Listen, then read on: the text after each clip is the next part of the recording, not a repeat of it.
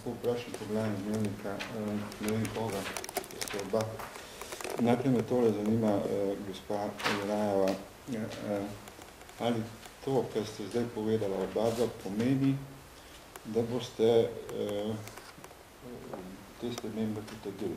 Ne glede na... Boš retorično vprašanje? Ni retorično, sprašujem, ali jih boste ali ne. Ne glede na to, da je možen veto in tudi referendum. No, kot sem zelo jasno predstavil, je opozicija v minulih tednih zamolčala nekatere ključne stvari in torej grobo zavajala najširšo javnost, predvsem pa lastne volivce. Ki so jih ves čas... Ali boste ali ne? Kaj odgovarjam, če boste gospod Poglajen, ne? Kot rečeno, oni so zamolčali ključen podatek, da so oni uzakonili sami 100% financiranje za obe največji šoli s ozadjem katoliške cerkve, obenem pa potem s pomočjo sovražnega govora sejali pač kulturni boj, češ da se ne vem kakšne dolgove vrača komorkoli. Ne, oni pojasnijo, kakšne dolgove so oni vračali, so to oni uzakonili. To se pravi, na osnovi lažnih argumentov so poskušali izsiliti referendum, s čimer bi seveda prikrili tisto, kar so sami nekoč povzročili. In jasno je, da to ni nikakršen argument za to, da bi zakon umaknili ali pa da ne bi glasovali zanj. Nasprotno, to je ključen argument za glasovanje za sedanji zakon. Z njim popravljamo tisto veliko krivico do otrok v tistih 3 šolah, ki so bile samo 85% financirane, saj so ti ljudje sami povzročili s tem v bistvu, po mojem trdnem prepričanju, očitno neustavno stanje, ko so morali pač tisto 15% razliko starši teh otrok, ampak samo 5 šol, plačevati iz svojega žepa. To je očitna neenakost pred zakonom. Jaz samo povem še enkrat tisto, ko sem dal že pakati, se čudim, da noben od teh staršev še ni šel pred ustavno sodišče. Kajti za vse bi morala veljati enakost pred zakonom. To je eno od temeljnih načel pravnega reda in tudi zapisano v slovensko ustavo. To so povzročili poslanci SD, poslanci LDS, tudi še poslanci SNS je tukaj glasoval za. In te ljudi pač vprašajte, zakaj so to počeli. Ne, oni v luči svojih sedanjih izjav poskušajo svoje takratne ravnanje. V naši poslanski skupini smo napovedali podporo in tudi ostale koalicijske stranke, tako da skladno s tem bomo glasovali. To se nam dopolni tudi, boste enako ravnali tudi, če sprejemno državni svet izglasuje veto. No, sej, to je pa tudi zanimivo. Poglejte, tole, kaj izpostavljate. Na seji poslanski skupini Pahorjeve SD je bilo rečeno, ja, državni svet mora izglasovati veto, če ne pa, ne. To je zelo zanimivo. Državni svet ne bi bil reprezentant civilne družbe in da si ena stranka takole upa to narediti, je to zelo zanimiva varianta, ne. Ker pomeni, da si dejansko podrejajo seveda tudi državni svet. Sicer pa tisti, ki smo se s tem analitično ukvarjali, vemo, da si marsikatera stranka domišlja, da ima vpliv v državnem svetu, zagotovo pa se SD pri tem ves čas lepo smehla, ker oni pa vedo, kdo obvladuje državni svet. Jaz bi bil eno vprašanje. In to izmetovih besed seveda zelo jasno sledi, nekaj ne bo še. Zelo jasno. Drugo vprašanje, vam namenjeno, gospod Grims, ali drži, da ste se včeraj kar sami povabili v radijsko oddajo nacionalnega radija, ki je govorila o spremembah šolskih podatek, to bi pojasnil. To je pač moja stvar, kaj podatek, da sprašujem, če držim, bi želel vas veste, da je nemogoče, ampak sem zanimljiv, kjer je ta podatek. Se mislim, jaz nisem bi spomnil.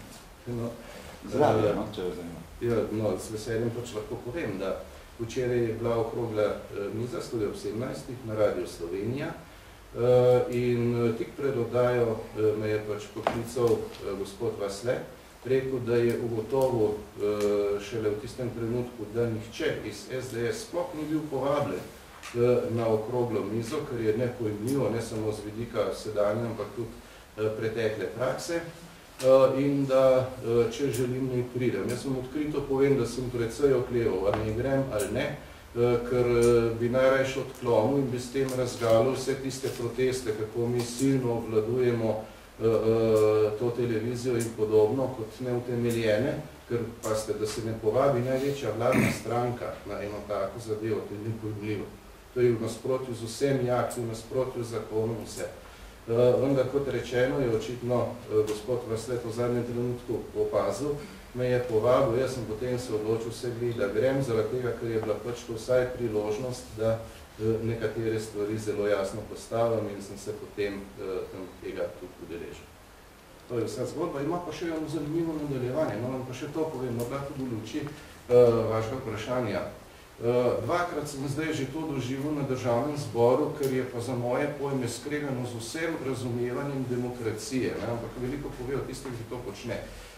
Namreč danes je prišel do mene dr. Gaber, ki me je včeraj, ko sem prišel tja, pozdravil z besedami, kva pa SDS skledela. In sem ga debelo povedal, sem rekel, gospod Gaber, sem bil predstavnik SDS, še kdo tukaj, ne? Pa sem že nisem bil več prepričan, kaj je zdaj to, ne? No, potem se je malo umiril, danes je pa prišel do mene in je začel, ja, kako da ste bili z SDS včeraj tam? Kako ste vi kaj prišli? Ja, zdaj, če je to njegovo razumevanje demokratičnega diskurza, soočenja različnih argumentov, da nekoga ne povabiš in če slučajno si je potem ta povabljen, pa protestiraš, potem moram reči, da se mi naša opozicija zelo smili. Ni pa to prvič, kajti točno isto zgodbo je isti človek naredil, ko je bila javna predstavitev mnen. Jaz sem tam vodil, lahko greste posnetke pogledati, je prišel do mene in je začel na ves glas protestirati, zakaj nekaterim dajem besedo, recimo konkretno tudi gospe Alenki Jeraj. Ko sem rekel, kako se je, to je javna predstavitev? Ne, gospod Gabor, vsak ima pravico vendar govor. Ja, ampak ona je poslanka. Jaz sem rekel, ampak tudi poslanci so vabljeni, se to je sklep, za kjer je tudi vsa opozicija glasovala in taka je praksa zmeraj. Na javno predstavitev ne, vsak lahko pride in vsak lahko komunicira. To je nedopustno, tega ne bomo dovolili. In je šel ven in potem čez nekaj časa se je pojavil na internetu, da nedopustno in pristransko vodim tisto javno predstavitev mnen in o tem je razpravljal tudi kolegi. Ljudje Božji, kje ti ljudje živijo? Oni si jemljajo pravico jemati, si uzurpirati, bi bil pravi izraz, odločanje o tem, kdo ima pravico javnost sploh se pogovarjati. Namesto, da bi, če bi bil demokrat, bi bil on prvi, ki bi moral protestirati, zato da največja vladna stranka niti povabljena ni v eno tako soočenje.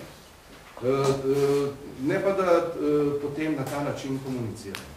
To je pa res nekaj in zato seveda sem tudi v resnici govoril danes o tem, da je v veliki meri prihajalo do zatajevanja določenih podatkov, do poskusa tega, da se te njihove umazane igre, ki jo razgalja njihovo lastno glasovanje za ZOF iz leta 96, ne bi predstavilo javnosti, kajti tegale svojim pač volivcem, ki so jih zdaj razpihali s govorom o tem, da mi to delamo, ne bodo mogli nikoli pojasniti.